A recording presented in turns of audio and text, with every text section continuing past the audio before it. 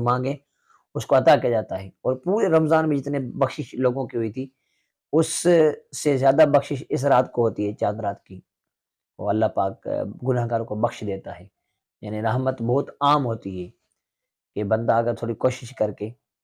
اور اسی رات اگر کوئی بندہ جاگ کے گزارتا ہے، اللہ کی عبادت کرتا ہے، تو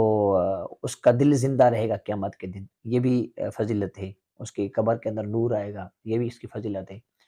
تو یہ دونوں راتیں بہت اہم ہیں، ایک شب قدر کی رات اور ایک چاند رات، عید کی رات،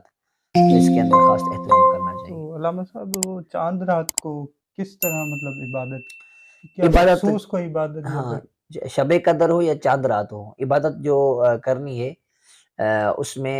کچھ نوافل بھی ہوتے ہیں، لیکن خاص طور پر قرآن کریم تلاوت کو فوقیت دے، زیادہ قرآن کریم تلاوت کی جائے، اللہ کی بارگاہ میں دعائیں مانگی جائیں، تسبیحات پڑھی جائے۔